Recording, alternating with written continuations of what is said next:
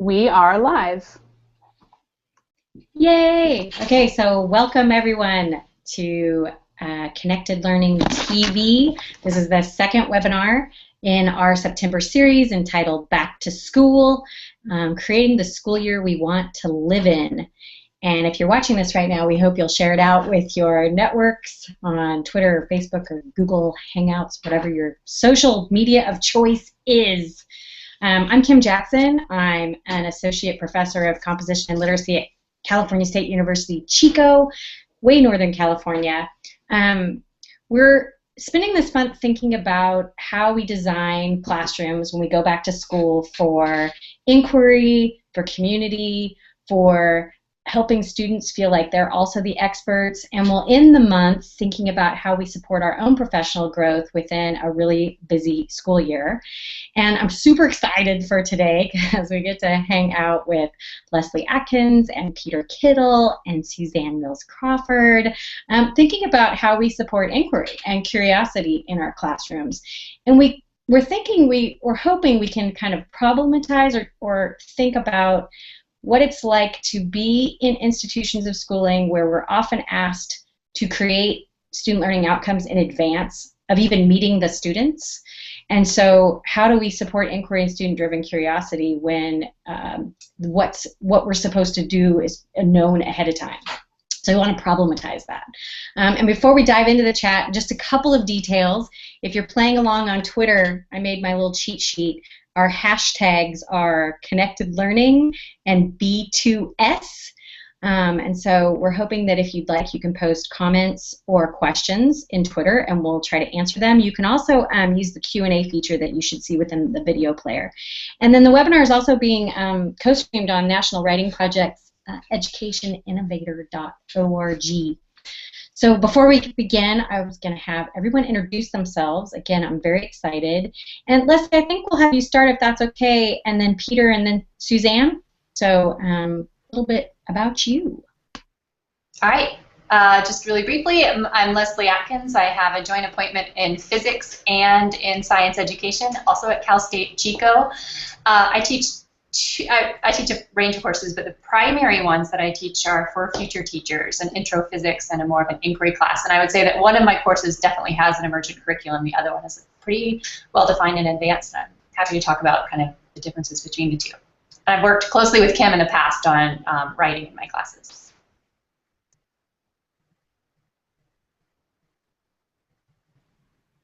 So do you want me to go next? Okay. So I'm Peter Kittle. I am English faculty at CSU Chico, along with Kim. Kim's one of my colleagues. And I also direct the Northern California Writing Project. So I work with lots of practicing teachers through the Writing Project's work in the North State. And I also work with mostly future teachers in my teaching assignment. So both future elementary teachers and future English teachers. I'm Suzanne Mills-Crawford. I'm a student teaching supervisor at Mills College in Oakland, and in this work I'm on a hiatus from my real and also maybe dual love, which is being a middle school teacher, middle school literacy teacher. And Suzanne, your background in middle school, I mean, you have a degree in middle school education and taught in Georgia. Yeah. Far away from Oakland, rurally, yes. Really rural. Yeah. Yes, so excited. So one of the things I like about the three of you is the range, and also that inquiry as it plays out in science classrooms and in language arts classrooms, and then of course just supporting students' questions. So Peter and I met in the hallway today, and Leslie had posed this really interesting question that I thought we'd start with, and we can all chime in, or a few of us, but Leslie had asked, like, when you hear the title Student Learning Outcomes as Emergent, which is part of this week's webinar's title, so what does that mean? Can we kind of start to unpack Student Learning Outcomes as Emergent? And Leslie followed up by asking, what's the content of our course if we think of outcomes as emergent? And I thought maybe, Leslie, you could kick us off, just kind of exploring that, and then we could chime in. Sure, and I kind of also wonder if this is different between the sciences, where kind of what our content is so prescribed, versus in English, where I think it's a lot easier to say content as a skill or something like that. But I'd be curious to hear what you all say. But so for me, one of the things that's tricky for science faculty, I think, when they hear about emergent curriculum is like, but I have to cover forces, I have to cover energy, I have to cover Newton's third law or whatever. And my kind of vision of that is like, that's the land, that tells me what territory we'll be playing around in, but the routes that students are going to take to access that, that content is going to be really student driven. So I might come in knowing that this is going to be a really rich question to start our lesson with. Something along the lines of, is every color in the rainbow? Or can we, like, let's create a stop motion video of something that we think is falling the way objects really fall. And I know from there students are going to come up with a whole fascinating way, many ranges of ways of thinking about that, and then using student ideas to help develop the curriculum and explore that territory a little bit more. So when I say emergent, I'm very consistent on what the scientific practices are I think we'll be using that'll help them develop, and what kind of territory we'll be exploring in my field. But it really is kind of emergent in terms of how the student ideas are going to help us explore that territory, if that makes sense.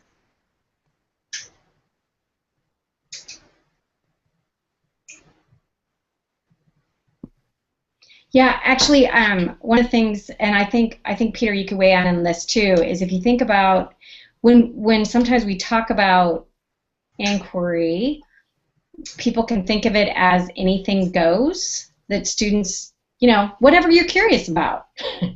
And one of the things I've learned from working in your science class is it's not exactly that. It's not anything goes. It's within a bounded, like you said, is every color in the rainbow is still kind of a bounded question, but students can find lots of ways into that question. I think in English, there's, and I'll just use first year comp as an example, which is already such a weird class, because it is hard to teach writing outside of a discipline, right? So it's already a very hard class to teach. But there are people like Tom Fox who are the masters of students truly doing inquiry of whatever they want, but it's really hard to support. And I have an easier time if I bound it in some way around web literacy, digital culture that tends to be, and then have questions, students ask questions within that bounded idea. And Peter, I'm wondering, in some of your classes, are they whatever they want, or what's the content, and then where do they have room within that content? Yeah, there's generally bounds. I think that's always true, that I put bounds on things. So I'm teaching a class right now on something that I've never, I'm teaching a senior level literature class, which I've never done. And I normally think of myself as a comp literacy kind of a person more than a literature person, but we're studying contemporary British literature, and so I've opened it up. There's lots of choice in the curriculum. The students are choosing books. We're not all reading the same books, so they're reading books that they're interested in, but they're books that are from a particular literary prize, the Man Booker Prize, which has lots of controversy about it. People don't agree about like the choices that are made. They don't agree about the people who act as judges. There's arguments about what counts as quality. There's all these kinds of things that are really interesting, and so the students are going to be working on these sort of bigger questions in the ways that I think it fits for them to think about them. But it's not like anything goes, anything written since, say, 1970 or something like that. It's within this, specific thing because there's, people have talked about it. It's a, it's a thing that is real and that matters, and it's part of like sort of literary culture. So it's, it fits the discipline, but it also has lots of room for them to do things that I don't know what they will be. Yeah, I mean, so. I'm having a heck of a time unmuting myself, I have to tell you. Suzanne, you're probably the closest to the rest of us, the person who's closest to working with future teachers right when they're at the edge of they're in the classrooms, right? And so right. I'm wondering how much how much are they being asked when they create or design for a class to say, this is what students will learn at the end of the, right? It seems like a big part of teacher preparation, teacher ed is, I want to be able to say this is what my students will learn. And I'm wondering how you talk to them about choice, particularly around reading, when they're also having to say, which is reasonable, like, you kind of know what they'll know. I just wonder how you approach that. So I think that the metaphor of emergence as parallel to sort of is a birth metaphor is particularly useful. What, especially in the language arts classrooms and English classrooms, my students are passionate social justice educators, and the way they see their work is opening the minds and hearts of their students to think and write and speak and read with integrity, with fire for equity, and given those dispositions that are the outcomes, then they can sort of massage the externally imposed outcomes. It's a really tricky space because, particularly given this context wherein our world is defined in these common core standards, which in practice in many classrooms move away from this heart-based, I guess, kindness, to connect to your work from last week, a curriculum that has this heart that they find themselves really sort of stuck. But when they do, we do guide them to focus on outcomes that are around becoming and their identities more so than product.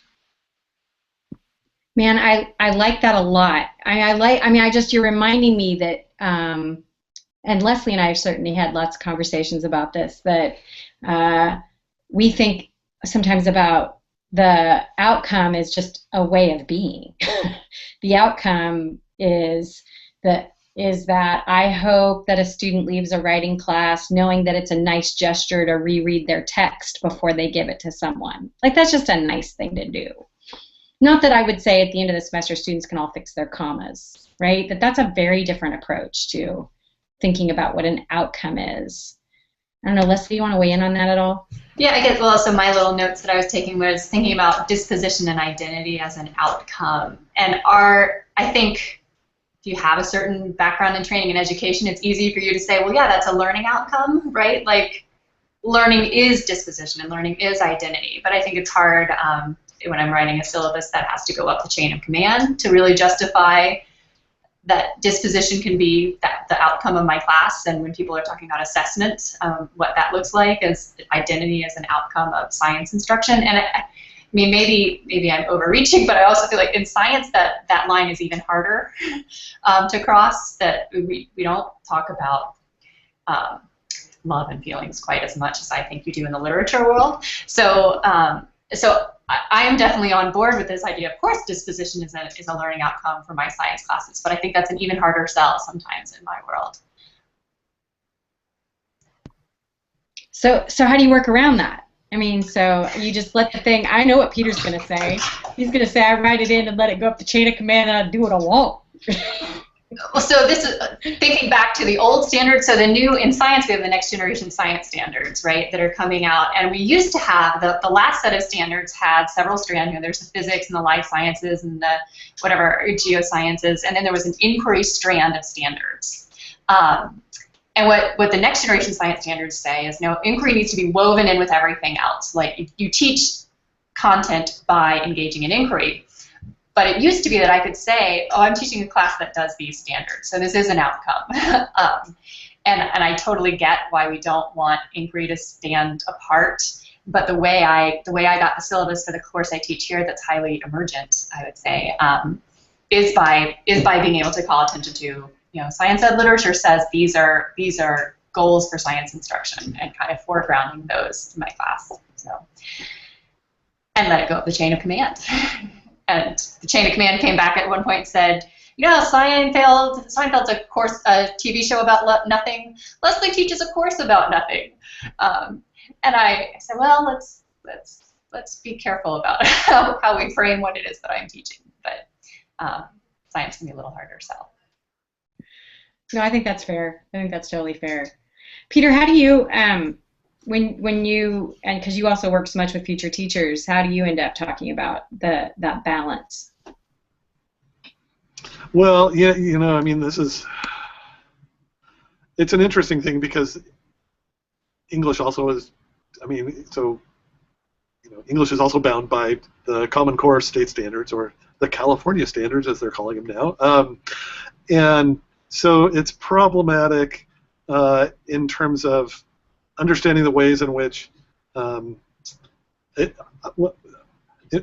which people can be sort of true to their knowledge of the discipline while also adhering to the sort of intent of the standards. So sometimes there's massaging that happens in between those sorts of things, and a lot of times, I mean, and I work with people who are in the classroom right now, who are in-service teachers as well as pre-service teachers, and lots of times it's an issue of advocating for the discipline in particular ways with administrators or others. So I mean, we don't have the I don't have Leslie. I don't have the thing where colleagues in the discipline say something like that so much, but maybe administrators or things don't really understand the things that are going on, and so having knowledge of the field's descriptions of what counts in terms of pedagogical practices and applications of the disciplines, principles, theories, etc., as a way to be descriptive of what you do, not defensive, like, oh well, I'm trying to, instead like, oh yeah, I have a great reason for doing this stuff, and let me tell you about it. And that tends to be a more proactive approach, I guess, than what teachers often find themselves in, which is feeling like they have to be defensive about something that they're doing because it seems like it's about nothing, or it seems like it's just cool, or it's something like that. But in fact, it's supporting a whole range of dispositions or identity positions or other kinds of things that that will help the students and that support the teachers' I guess dedication to the community in the discipline. I don't know if that makes sense. I think it was babbling. No, it totally makes sense. In fact, what you're making me think about, and maybe what we should talk about, is, I mean, you hit on that people sometimes then see the classroom and can think, it's really hard to walk into someone's classroom who's doing inquiry-based teaching and see the teaching. Is that fair? I mean, I think it's, when you have people observe you and you're doing inquiry-based teaching, or you're having students work through things they're interested in, it can be hard to see how much work goes into that or what the teacher's supposed to be doing at that time. I think it'd be helpful for us to kind of describe what the classroom looks like if you're seeing student questions as kind of driving the curriculum. And or we could also kind of pick up, I mean, Leslie's really changed my approach to lesson planning. I used to really kind of know what I was doing every day in a very well-defined, bulleted way, and I'm much more likely to be like, what did we do last time? So that informs what we do next time. And so I don't know, maybe one of those, I'd love to hear you guys kind of riff off of like what your classrooms look like, how you talk with future teachers about that messiness of workshop, and kind of model or even thinking through, what would someone see, what teaching's going on when we're doing this kind of work? I'm going to jump in and just say real quickly that part of it is it's not, you were talking about like sort of making it clear to somebody else who's like an outsider to your classroom or something, but I think for students as well that we explain what we're doing and why we're doing it as well, because otherwise they don't necessarily understand why why we might be doing a particular kind of a thing. So I think that being explicit is an important thing. Like I teach a class for future English teachers, and I tell them that there are a number of assignments in the class that are going to have what they will see as very minimal like support for them. and I tell them that it's because they have to make some decisions in what they do with that, and that those decisions and the difficulty of them are going to mirror what happens when they are in charge of their own classes, and that they need to get really familiar with feeling like, oh man, is this right? Is this not? And start to listen to their guts, I guess, and figure out the ways that that they do negotiate complex situations that have a number of possible outcomes that they can determine or at least impact. And so I'm real clear with them about why it is that I'm not giving them like really, really explicit directions on the things, because they're going to have to be the one that makes all those kinds of decisions when they become teachers themselves. And it's a really hard thing. And I remember it being really hard when I started teaching. I was a high school teacher before I got into higher ed, and that was really hard at the start of my career. And I had no sort of understanding that it was going to be so hard. I thought people would like give me stuff, and that doesn't work that way. So, I mean, I guess that's part of how I address some of that. I can chime in as well. So I feel like in my first week or two, there's a lot of norm setting and getting students into, I mean, it's so much about finding that first question that they just really want to dig into. So the one I mentioned before, this kind of is every color in the rainbow, or can you put every color in a box of crayons in rainbow order? And some get left out. Why do they get left out? What's so special about brown? He didn't get to be in the rainbow. And those kinds of, they suddenly, I think for the students, once they're in it, it's actually easy for them to reflect and say what they're doing that's so absorbing and help them identify what's science. And I actually have a harder time with what Kim was saying, which is having someone who knows the right answer, come into the classroom and look at the dead ends that they're obviously on and wonder why I'm not correcting them, or wonder why I haven't provided a more scaffolded lesson or something that can make this all happen a little bit more quickly. And I think a lot of the research that I do is calling attention to what's happening in those moments where you don't see what looks like correct science happening in this college classroom, but calling it all the really complex, deeply scientific work that they're doing. So. And I would add that with my work, both with my pre-service students and with my middle school students, I think this idea of disequilibrium, that feels uncomfortable but has to become comfortable. It has to feel more than comfortable. It has to be exciting. Teaching students to take that on, or supporting them in taking that on, is central.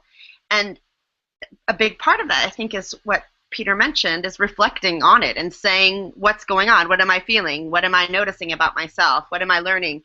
Just and returning to that, the steps along the way, and to really see the function of struggle in the learning. So actually, so that's making me it's making me wonder. So Leslie and I have had a lot of conversations, and she started to pick up on it too, that not all students are comfortable with the struggle of inquiry-based learning, right? And neither are teachers. Like, none of us are. It can be uncomfortable because there's a little bit of living in the not knowing. And so maybe I think it'd be interesting to kind of talk about that as a challenge. I find that I don't know if I can say this as a general statement, so maybe you guys can help me sort this out. Like, for students that school has been really easy, like they like school and they like doing school and they've been good at school, sometimes an inquiry-based classroom, or one that's driven by their own questions, can be really off-putting and make them feel like they're not as valued in that member, because they're valued usually for knowing, not asking questions. And I struggle with that. I struggle with that in my teaching, and I struggle wanting to make them feel like that's a space where they're valued as well. So I'm wondering, maybe how do you all handle that? What do you all do?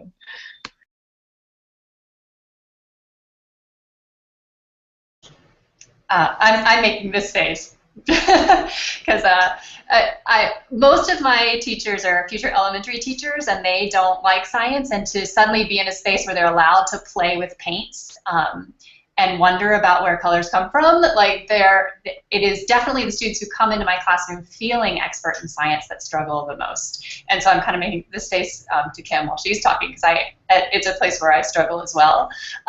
In fact, Kim has sat in on a class where it became the thing in the class, was kind of someone who identified as an expert, as really struggling, like this isn't good science pedagogy. This isn't, like, she really was upset by how the course was taught. And I feel like I have some repertoires and some readings. There's a really nice article on stupidity written by a scientist that talks about there's unproductive stupidity in science, but you're looking for that place where you can be productively stupid as what it is to do and practice science. So that these kinds of conversations and those moments where it finally does all click together for you, I think have been like wading through that kind of muck to get to a moment where you feel solid ground beneath your feet again, usually is enough to bring along a lot of the more reluctant ones who want to play the student game. But I also still have those moments with students where I just know they're going to walk out of my door and be like, that was interesting. Let me get my traditional lab back out to practice with my students. So I'm curious what others have to say.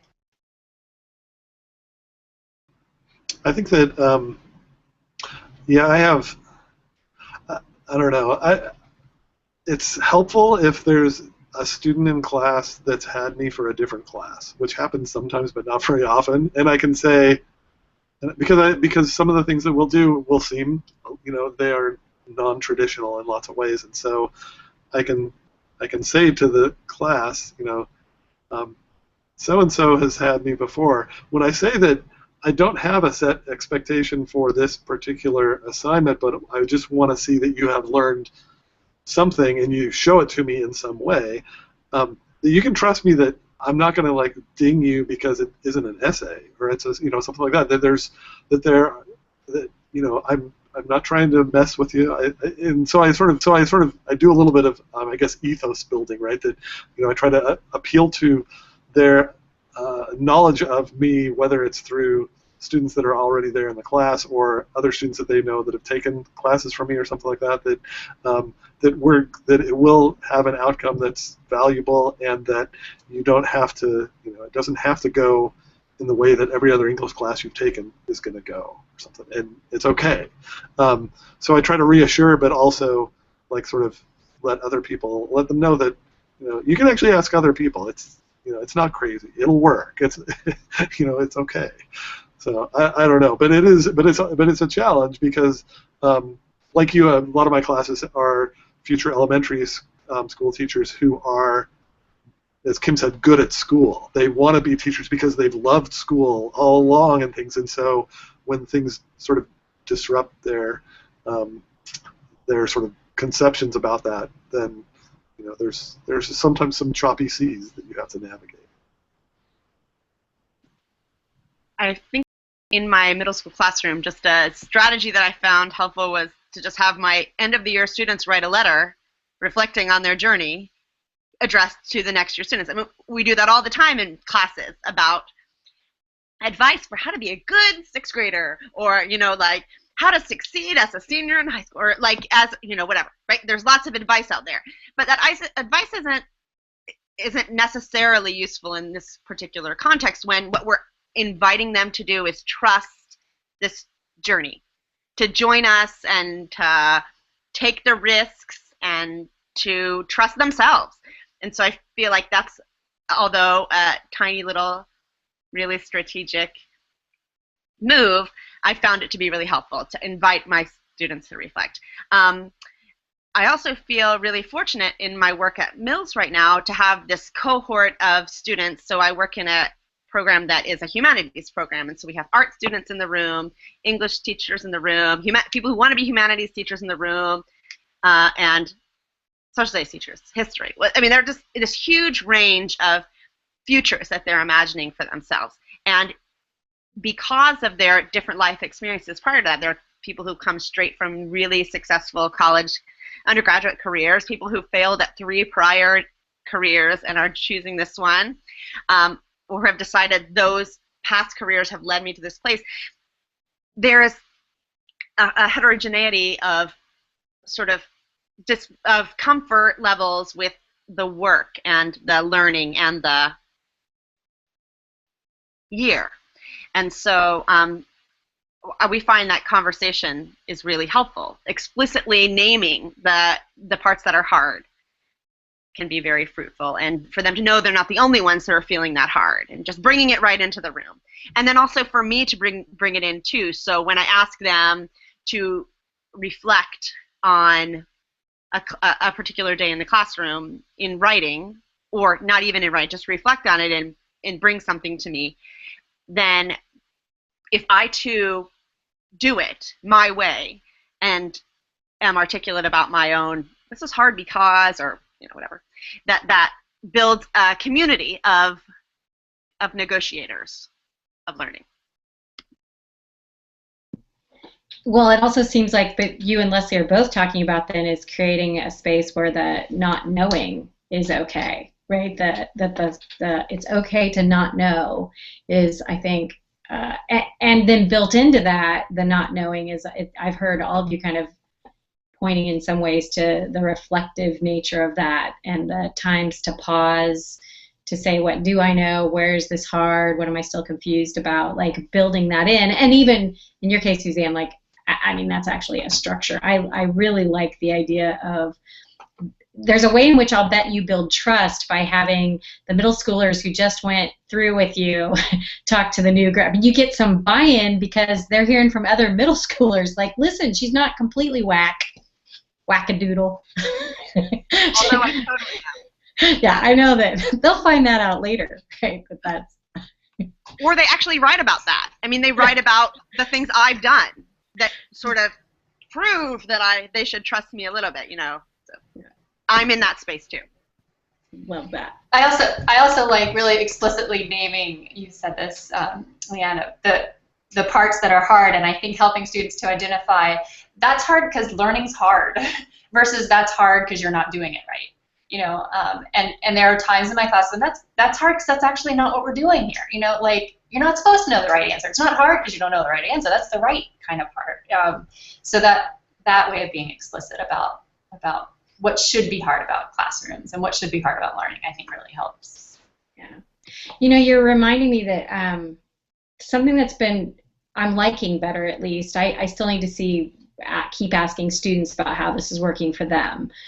Their products would tell me it's working for them, but I think I've gotten better at sharing with them the goals I have for an assignment, or what I think assignment is going to do, what it's intended to do. And then all the freedom comes in how they get there. It's kind of what Peter was just talking about actually a little bit ago. Like, there's a lot of ways, or you can even see Common Core that way. There might be something that says work with fairy tales in second grade standards and compare versions of tales, but how you do that, there's a million ways you could get at that. And so it's interesting. I think I used to focus more on the do this, do this, do this part of an assignment. And now I think I'm much more likely to say, this is what I think this assignment will do for us. Like I hope you'll be reflective about your audience, or I hope this assignment demonstrates that you're thinking about different modes and what they might do. And so how you get there, a lot of ways to get there. Can we come up with a brainstorm, a bunch of different ways that you could actually do that? And the assignments are, they're the things they produce, even when they fail, even when they think that product failed, I still seem to blow me away, like mostly blow me away. Yeah.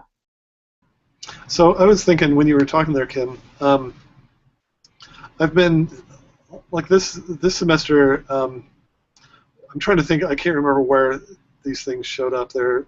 It's old, and you probably know the references, but I don't. But anyway, sort of they've showed up in a couple of different readings and things like that I've been doing for class and then outside of class. But of this sort of progression of learning, right, from declarative to procedural to sort of an automaticity kind of a thing. That when you first learn something, you can say something about it, but you don't really understand it. You have declarative knowledge of it, like math involves, number manipulation or something like that. That's declarative. It's not showing that you can actually do it.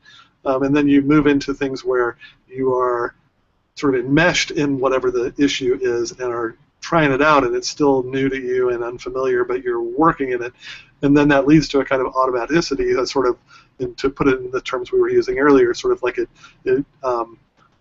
gives you an identity, or it gives you particular dispositions or something about that subject matter or things. And so I've been trying to like use those terms with my students this semester more strategically, so that I can tell them, that right now when we're just like learning this thing, you're going to have just, you're basically going to have declarative knowledge. You're going to know that it's a thing that exists, and you can say stuff that you read about it, but you can't necessarily give examples about it yet. But then you will start to, embody the idea in a way that will lead you to be sort of into the discourse community about that thing, that whatever it happens to be. So, so I don't know. I mean, I think that's kind of getting at what you were thinking about in terms of talking to students about particular kinds of outcomes for them, and that's a sort of continued thing. So the subject might change as we're going, but that sort of notion of moving from sort of neophyte to a person that embodies the meat of that issue is the direction that we're always trying to go. And so we, as you said, they may see something as a failure, but I might see it as them moving way more into the sort of center of that community of practice or something like that. So. Let's stick with that for a second, because I kind of want Leslie and Suzanne to weigh in on a portion of that with it's actually, so Leslie and I have talked about this a lot. It's actually really hard to notice students' interesting thinking, right? And so coming off of, Peter, what you just said, we both are saying about failure or appropriations or attempts at learning something can be written off as just wrong, right? Like, it doesn't look like the canonical version of an answer, so therefore, and I don't know, so it's just wrong. So Leslie and I talk about a lot when we're co-teaching in science, and I say co-teaching every time I say it because I'm not a physics, I don't teach physics. And so Leslie would notice something that students are doing that's really because it's really hard to do that outside of field. So I wonder if Suzanne and Leslie could even kind of chime in. I want to think about, like, how do you get to a place where you notice, even when they're struggling, that the idea is really interesting. And Leslie, I think, could talk about it in terms of a science class, but Suzanne, I think, could talk about it in terms of how she gets to know her readers and what they like, and can, suggest books in ways like I've seen no one else do before. So if that seems like a fair approach, I think it'd be interesting to kind of think about that in the inquiry classroom. How do you notice? How do you get to know? I'll go first. So I have a friend who talks about this as cultivating intellectual empathy for your students, and I love that phrase, that everyone has an idea for a reason, and sometimes it's really hard for them to be explicit about what that reason is. This is with scientific ideas, like we all have an intuition that brown doesn't belong in the rainbow, and we all have hard way, like being really explicit in figuring out what's the right vocabulary to explain what's so special about brown or pink or something like that, or that kind of language. Is my job as an instructor is to help them articulate ideas that are difficult. And so if I walk into the classroom with this understanding that, these are 20-year-old kids who can speak, like, most people are wildly intelligent, and they're going to have great ideas for a reason, and my job is to help them articulate those, then this problem of, like, seeing the science and what they're doing becomes a really challenging but fun intellectual game I get to play every day. And it's not that there's not going to be something there. There's always going to be something there. And sometimes the harder it is to find it, the more fascinating it is when we can finally say, like, they're like, yes, that's exactly what I'm trying to say. Like, students will talk about one color is hiding another, was one I remember, like, being really perplexed by what they meant by all the colors in the rainbow, just some are being hidden by others. And I think they meant it in a really precise way. They were using that word for a particular reason. They weren't saying it was blended, or they weren't saying it was blocked, but just really, and then getting everyone else in the class like, oh, I think I know what they're saying. Here's what they're saying. I think it's easy if you're not the scientist, maybe. I'm trying to, because Kim and I have talked a lot about, we'll leave a class at the end of the day and I'll talk about these cool ideas, and she's just like, help me see that a little better, help me understand what they're saying. And I think some of it is I have such precise language around these ideas through many years of being in this field that when I hear something slightly different, I'm really attuned to, like, I give someone a force, I give someone energy, I give someone a handshake, that kind of give. We have very particular language in science for transfer versus apply versus, and so when I start hearing different words that students are using, I really want to help tease them apart a lot more than I think a layperson would. They would hear that as all kind of, yeah, and we give things forces. So I think that's part of the challenge listening out of field. This is what Kim was bringing up, and hearing the complexity of student ideas. When you don't have as refined an idea, it can be even harder to hear what students are saying.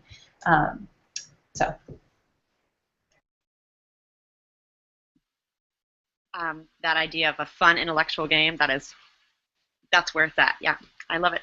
I like that name for what I'm hoping my students will find in their own digging into and exploring and finding themselves and finding other people in books in particular. And sort of that's what I think I'm modeling when I am noticing the books that are read, when I am listening, eavesdropping on conversations between kids, when I am paying attention to every writing sample that they've done in a way that is looking for the things that aren't what I might necessarily expect. I mean, yeah, I can't quite pinpoint why I can pass books to people, but it is absolutely coming from a place of science, I think, like that maybe Mrs. Schmeel's third grade science camp that I went to made me intensely curious about the world, the patterns in the world, the misalignments and the alignments, the in-between spaces, just that. And so when I'm talking with people about books, but particularly middle school students, I'm looking for I'm thinking about about who they are, the people they want to be with, the people they don't want to be with, and then the world of books populated with people, and sort of matchmaking, selling. There's something. I mean, there's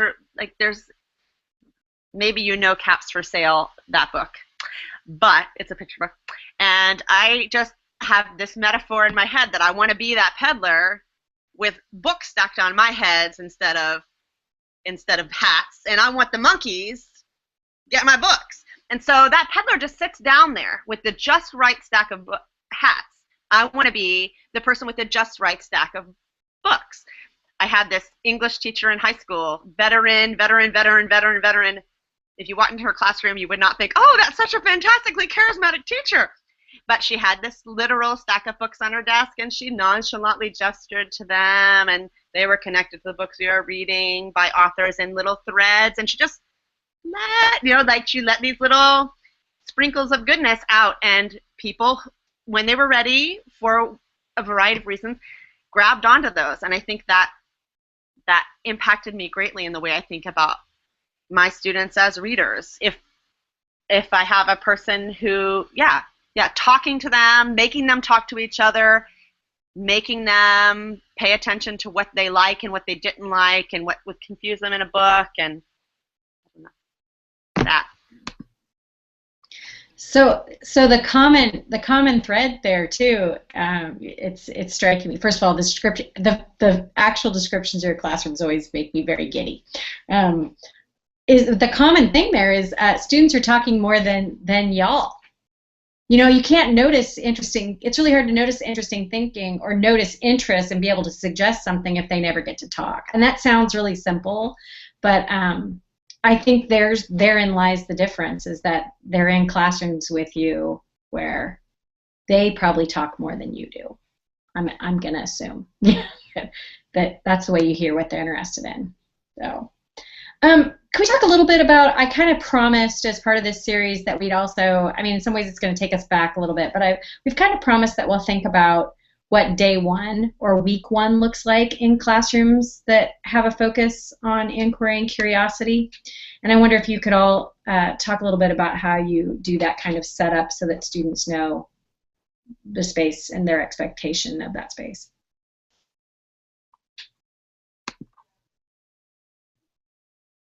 I'll cue somebody. Leslie, yeah. Sure, I have a pretty routine day one now. So I start my students off on day one handing out pages from famous scientists' notebooks. And first we get to know names. I make sure we all know everyone's name. And then I pass out these pages of students' notebooks, our scientists' notebooks, Einstein's, Marie Curie, Darwin, across the board. And I just ask them like kind of what they notice and what surprises them. And what we're going to be doing, they also know this by the end of the day, is we will be keeping our own notebooks, and they're going to be developing a rubric for what should I be looking for if I want to know that you're doing science in this class. And here's what science looks like when other people are writing it down in their notebooks. And it's a deliberate kind of, you get to come up with a rubric. You are collectively responsible for how we're going to be assessing each other in this class. We're going to be doing science in this class, so we're not going to be, it's not going to be a notebook where you write down, there's often surprised to find that you open it up, there's no like materials hypothesis section. That every notebook you look in, you know, just has such a thumbprint of the character of whoever kept those notes, that they're not going to be uniform. That who you are as an individual needs to come through in the notes that you're taking and things like that. So I foreground, I think that alone says this class is going to be a little different from your typical science class. And Kim has called it kind of putting the end first, is that what you say? More or less, something like that. The thing we're going to be working on developing, I'm going to show it to you now, except you're going to do it on your own with something else. So. And I have so loved this first day activity that I just honed it over the years, but it's pretty set. Bringing the end forward, Kim says. Yeah.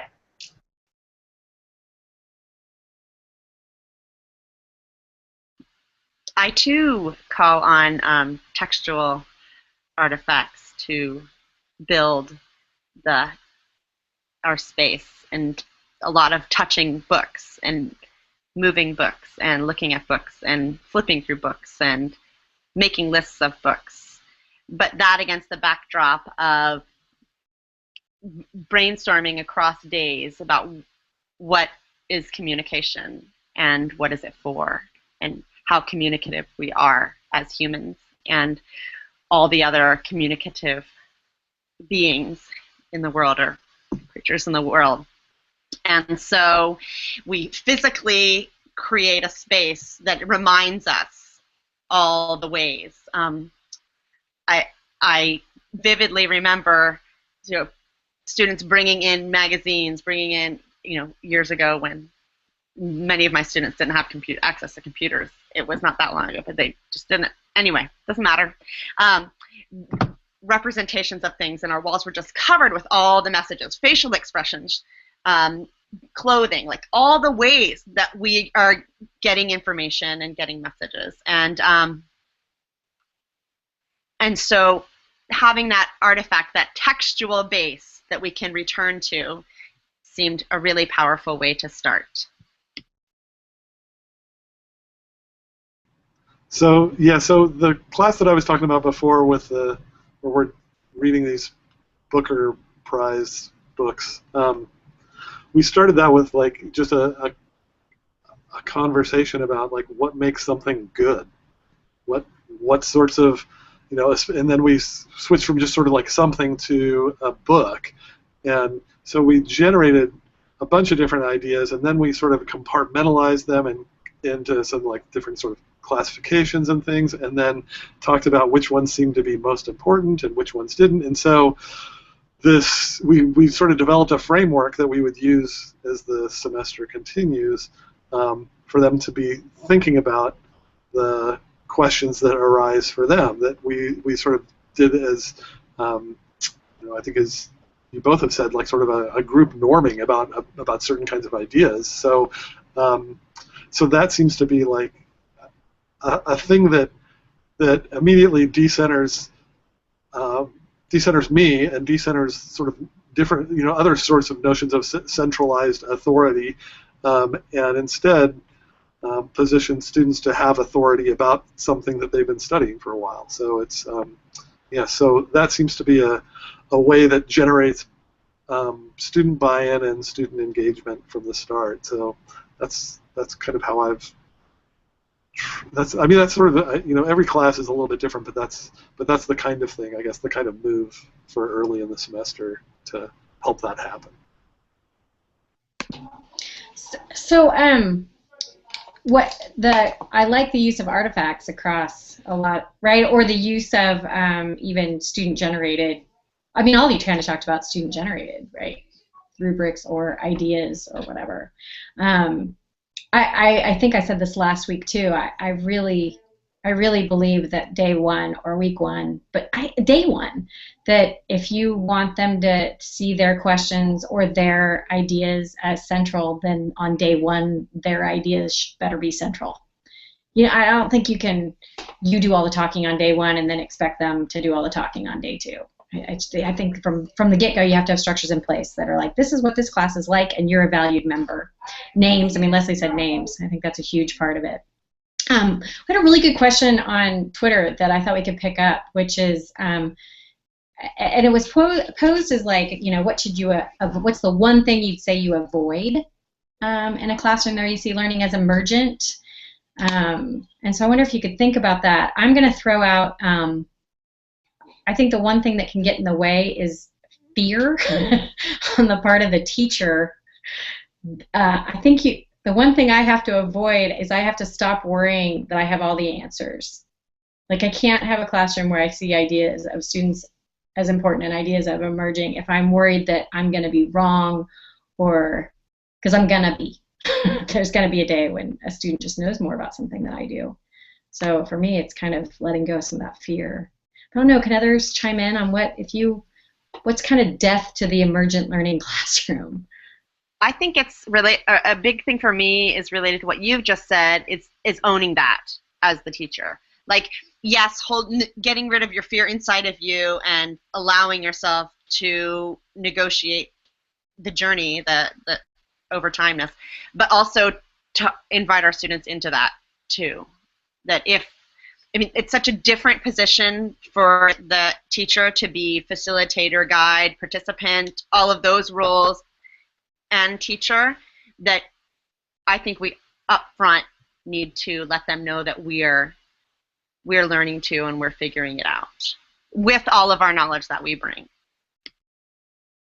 Yeah, that last bit, with the knowledge we bring. So it's because, I mean, I don't know. I hate the sort of like fake, ooh, well, I don't know what, the sort of pretend thing of like trying to draw students out. I think it's okay to say like, let me tell you the things that I know about this right now, and give some background or some context or some whatever, with the sort of acknowledgement that, but I only know this because I was curious about it before class started and I looked it up somewhere or something. Some things like that. That it's a practice. It's not this sort of like, I'm not the embodiment of all knowledge or something like that. It's this. It's I figured this stuff out and I'm going to share it with you, but I'm learning right alongside you all the time as well. That it's a shared endeavor thing. That seems like really critical. But it is scary. I mean, and there are some students, those are the ones that we were talking about earlier, the ones that, sort of want the expert in the classroom. They want you to know the whole thing, and they like you're worried that they're going to, lose any respect for the class or for you or for whatever, and so those are scary things, but those are the things you have to let go. Yeah, so one of the things I often say is don't ask a question you already know the answer to, which is like, don't play the guess what I'm thinking game, which doesn't mean I don't know like my own answer to what colors don't belong in the rainbow. It's that my honest reason for asking the questions, because I don't know what you think, and I really, really want to know what you think about this. And my job as a teacher, I could know, I could not know, whatever. Our job in this classroom is to cultivate your ideas. And sometimes it absolutely becomes relevant what I know and that I speak honestly. I don't pretend not to know something ever. If a student asks me something, well, I can tell it. Do people really want to know what we mean when we say light travels as a wave? Because it's not doing this thing as it travels. And so if you want to have a moment where I put that on the table and we'll talk about it, and then we'll be like, oh, okay, so it's not doing this. So let's go back to then what we were talking about earlier. I try not to answer questions that didn't come up, but I try not to ask questions I already know the answer to. So those are things I have done. Awesome. So tiny bit of time left. I'm wondering if we can kind of do some final thoughts. And because all of us work so much with emerging future teachers, what are you going to say to the brand new teacher about support for inquiry-based classrooms? So it's kind of the opposite of what to avoid. It's like, what's the one thing? Suzanne, you want to start us off? Yeah. Yes. Sorry. Yes, I can. My biggest message to my students is that there's always tomorrow.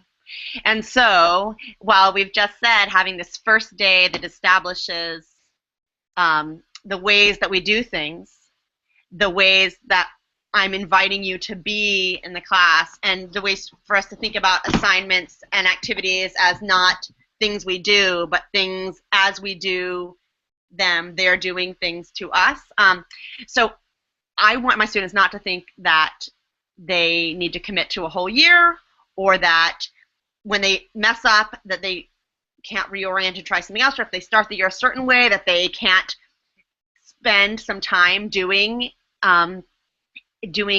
English from this perspective, and still have other things on other sides of it if they need to, as they become as it becomes their way of doing teaching.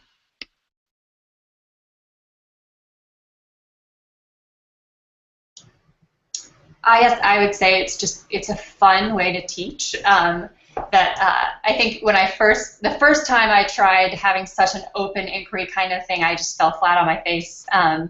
I asked this great question, and I was like waiting for them to give great answers. And there's a lot of work that goes on behind the scenes, but there's also like it no longer feels scary at all to me, right? Like you'll reach a point where it's just like it's such an easy way to be in the classroom, and such a like I couldn't sustain my work as a teacher if I weren't doing this kind of thing, where every year, every semester, every class is going to be different, and that's what makes teaching fun for me. Yeah, I would echo that exactly. That that I tell the pre-service teachers, that if you know everything, or you think you know everything, then you're not going to be doing anything.